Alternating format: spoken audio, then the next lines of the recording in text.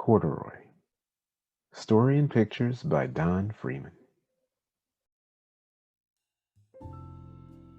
Corduroy is a bear who once lived in the toy department of a big store.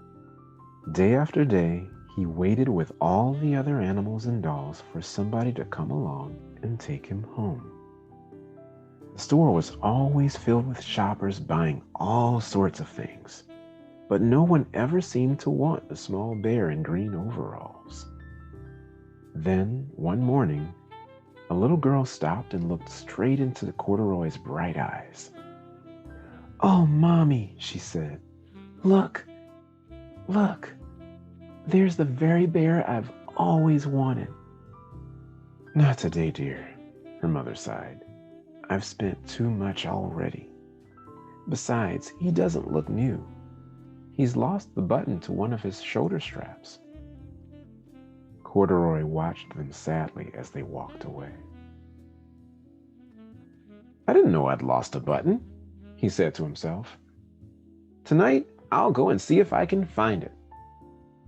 Late that evening, when all the shoppers had gone and the doors were shut and locked, Corduroy climbed carefully down from his shelf and began searching everywhere on the floor for his lost button. Suddenly, he felt the floor moving under him. Quite by accident, he had stepped onto an escalator, and up he went. Could this be a mountain? He wondered. I think I've always wanted to climb a mountain. He stepped off the escalator as it reached the next floor, and there, before his eyes, was a most amazing sight. Tables and chairs and lamps and sofas and rows of beds. "This must be a palace," Corduroy gasped. "I guess I've always wanted to live in a palace." He wandered around admiring the furniture. "This must be a bed," he said. "I've always wanted to sleep in a bed." And up he crawled onto a large, thick mattress. All at once he saw something small and round. "Why, here's my button," he cried.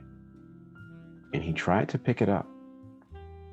But like all the other buttons on the mattress, it was tied down tight.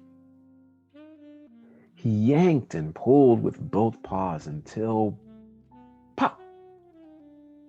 Off came the button, and off the mattress Corduroy toppled. Bang! Into a tall floor lamp.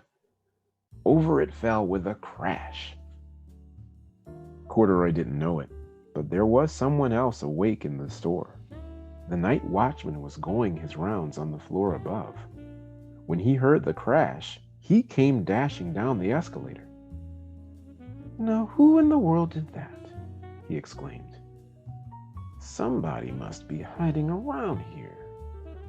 He flashed his light under and over sofas and beds until he came to the biggest bed of all.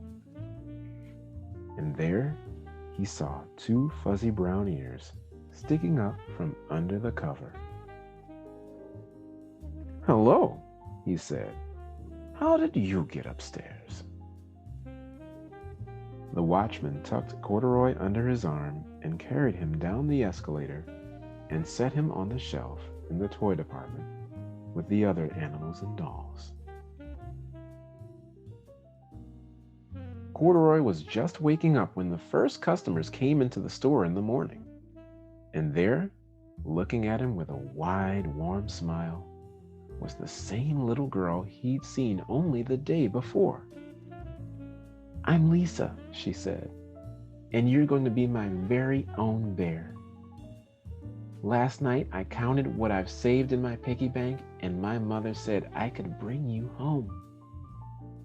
"Shall I put him in a box for you?" the saleslady asked. "Oh, no thank you," Lisa answered, and she carried Corduroy home in her arms. She ran all the way up 4 flights of stairs into her family's apartment and straight into her own room. Corduroy blinked.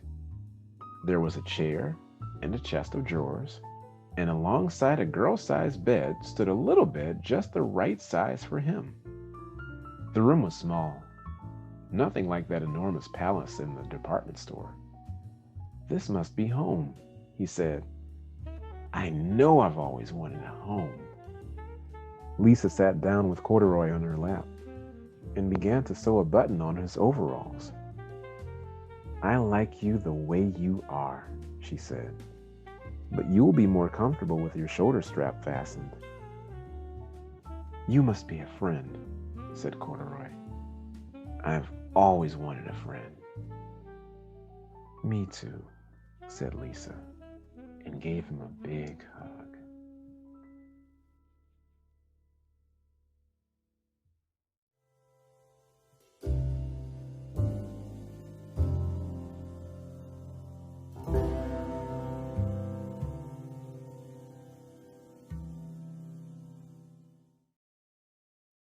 Hey fellow YouTubers, if you like what you see, please hit like and subscribe. And if you want to see more, just click on the button where you can donate and be a paying contributor, where you can see more things like read alouds, drawing tutorials, virtual field trips, cartoons, and more. See more at StoryJ Storytime, and I'll see you next time.